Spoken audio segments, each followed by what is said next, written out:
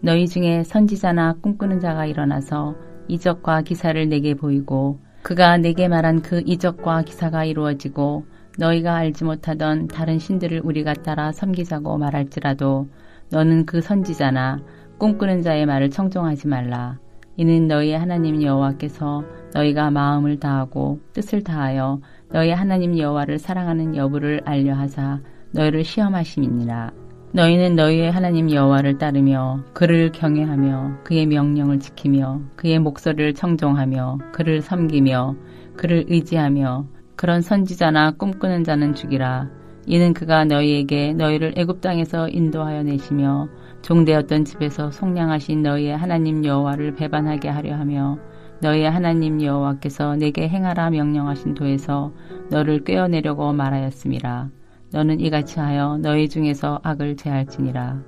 내 어머니의 아들 곧 내 형제나 내 자녀나 내 품의 아내나 너와 생명을 함께하는 친구가 가만히 너를 깨어 이르기를 너와 내 조상들이 알지 못하던 다른 신들 곧 내 사방을 둘러싸고 있는 민족 혹 내게서 가깝든지 내게서 멀든지 땅 이 끝에서 저 끝까지에 있는 민족의 신들을 우리가 가서 섬기자 할지라도 너는 그를 따르지 말며 듣지 말며 긍휼히 여기지 말며 애석히 여기지 말며 덮어 숨기지 말고 너는 용서 없이 그를 죽이되 죽일 때에 내가 먼저 그에게 손을 대고 후에 뭇 백성이 손을 대라.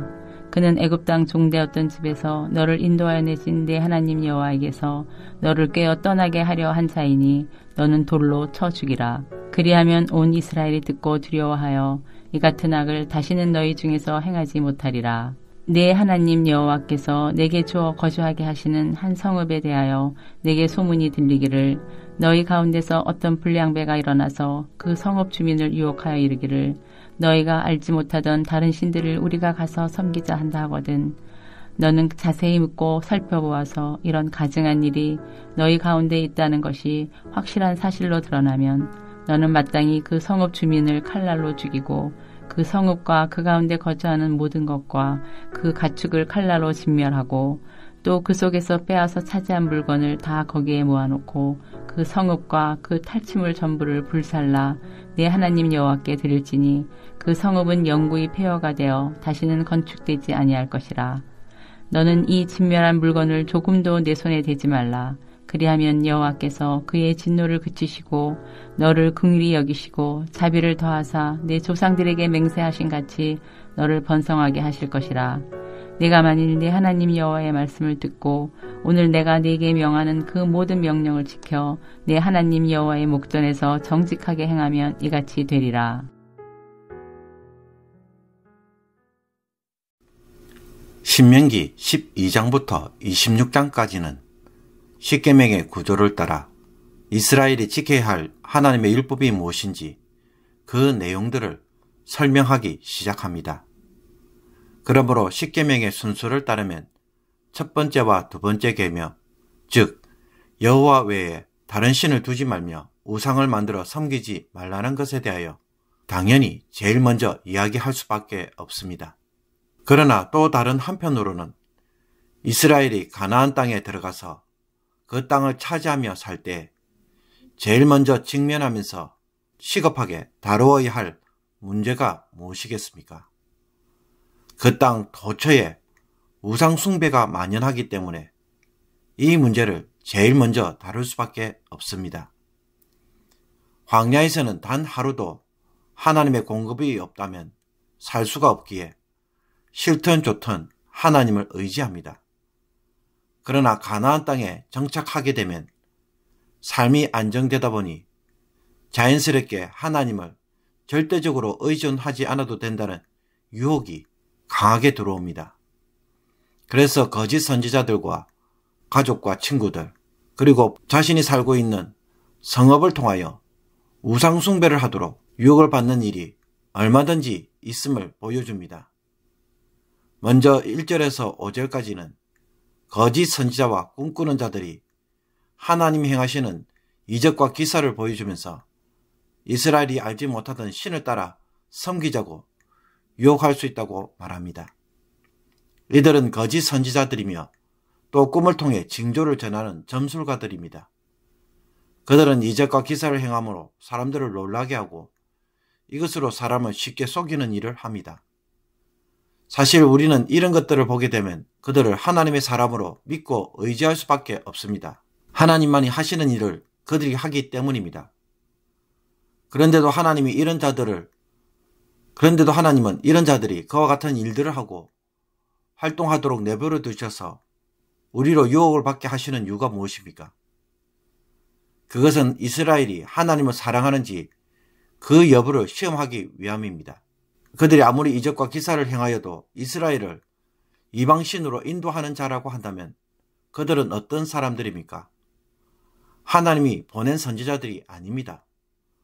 그런데도 그들을 따라간다는 것은 무엇을 의미하겠습니까? 하나님을 사랑하기보다는 이적과 기사를 사랑하고 그런 것을 보여주는 그 사람을 더 좋아하기 때문에 유혹받는 것입니다. 하나님은 이런 거짓 선지자들에 대해 어떻게 반응하기를 원하십니까? 그들의 말에 아예 청종하지 말고 그들을 죽이라고 말합니다. 그들은 여호와 하나님을 배반하도록 꾀는 죄악을 범하였기 때문에 아예 상종하지 말고 과감하게 죽일 것을 요구합니다. 6절부터 11절까지는 우상 숭배로 이끄는 가족과 친구들에 대하여 다룹니다. 형제나 자녀, 심지어 자신의 아내가 우상을 숭배하도록 유혹할 때 또 가장 친한 친구가 서로 간의 사랑이나 정을 이용해서 우상을 섬기자고 깰 때에 하나님은 우리가 어떻게 하기를 원하십니까? 너는 그를 따르지 말며 듣지 말며 긍휼히 여기지 말며 애석히 여기지 말며 덮어 숨기지 말고 용서 없이 그를 죽이라고 말합니다. 이런 표현이 의미하는 바가 무엇입니까? 가족이기에 친구이기에 관계에 질질 끌려다니지 말라는 것입니다. 가족과 친구가 아무리 설득을 해도 그들의 범행을 방관하거나 언닉해서는 안 되는 것입니다. 모세는 용서 없이 반드시 그를 죽이라고 명령합니다. 우상 숭배에 빠진 자나 혹은 미혹해하는 자에 대해 관계에 상관없이 처리해야 할 이름을 보여줍니다. 그리고 12절에서 18절은 한 불량배가 주민을 선동하여 우상 숭배를 하도록 성읍 주민을 유혹한 경우입니다.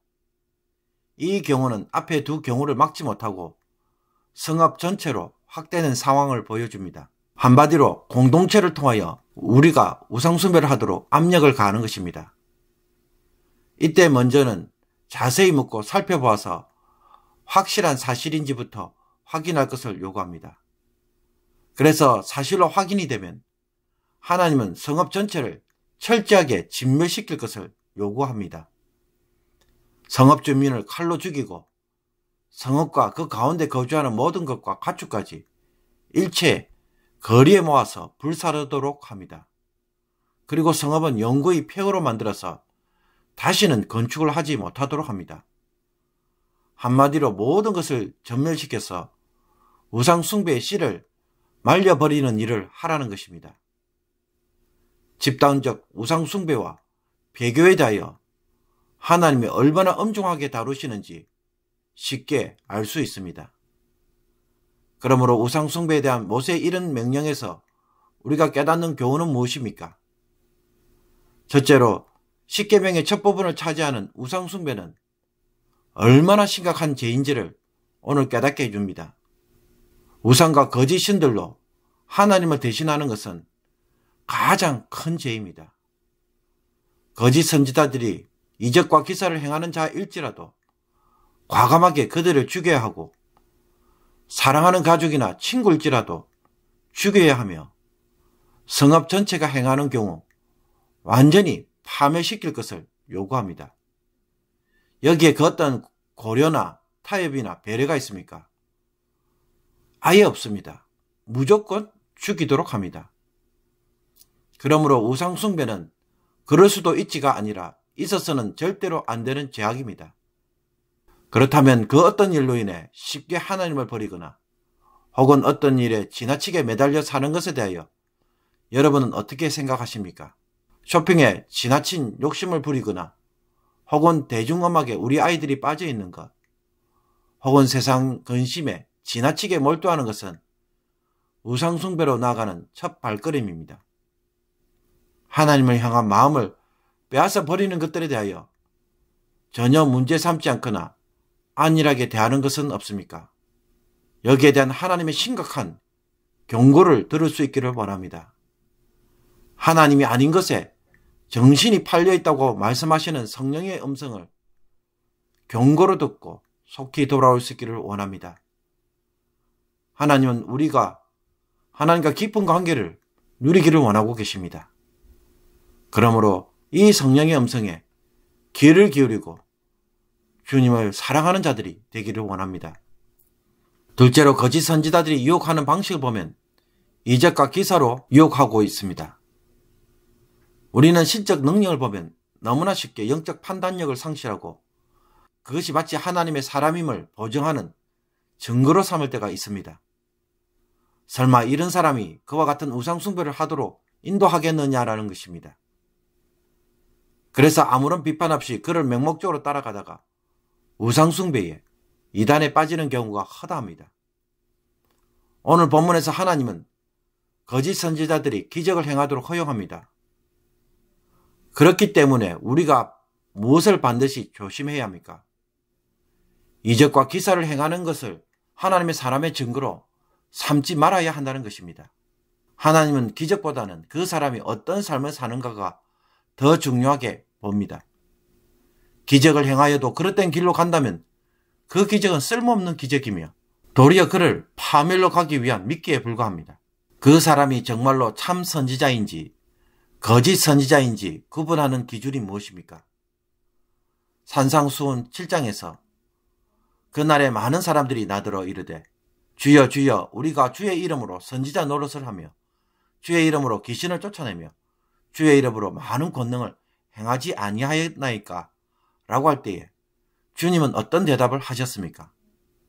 내가 너희를 도무지 알지 못하니 불법을 행하는 자들아 내게서 떠나가라 라고 말씀합니다. 여기서 주님은 그들을 무엇으로 판단하고 계십니까? 하나님의 말씀대로 그들이 살았는가? 이것만으로 판단합니다. 기적으로 판단하는 것이 아닌 것입니다. 그런데 우리는 이 기적에 미혹되다 보니 맞는지 안 맞는지 분별을 못하는 것입니다. 사랑하는 성도 여러분, 우리 주변에 무슨 방법으로 했는지 모르지만 마치 하나님이 엄청나게 복을 주셔서 성공한 사람들의 이야기를 들을 때 또 엄청난 돈을 벌거나 혹은 어떤 일들이 너무나 잘 풀릴 때 여기에 여러분의 마음이 미혹되지 않기를 원합니다.